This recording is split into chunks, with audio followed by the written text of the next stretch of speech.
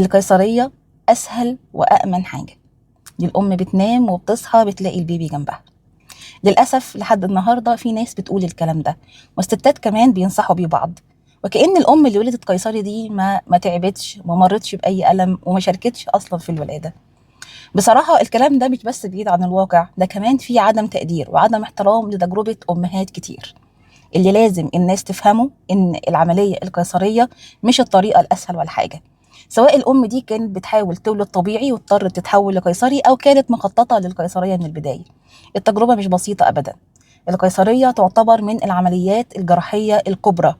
الأم اللي ولدت قيصري أخدت تخدير أثر على جسمها كله، اتركب لها قسطرة، بطنها اتفتحت 7 طبقات علشان الطفل يخرج، وبعد كل ده بتقوم تكمل دورها عادي كأي أم من أول دقيقة، تشيل وترضع وتنيم وتسهر، نفس مسؤوليات أي أم، لكن بجسم منهك لسه خارج من عملية كبيرة.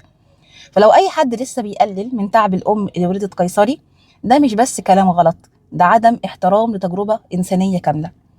وعلشان كده أنا دايما بقول للأمهات: حضري نفسك للولادة الطبيعية، اتعلمي عنها، جهزي جسمك، لكن في نفس الوقت اعملي خطة بديلة للقيصري، مش لأنها الأسهل، لكن لأنها احتمال وارد ولازم نستقبله بوعي واستعداد، علشان ما تتفاجئيش بالتجربة وتكوني قادرة تتعاملي معاها بقوة وبهدوء، لأن دايما الأم الفاهمة بتبقى واثقة وهادية.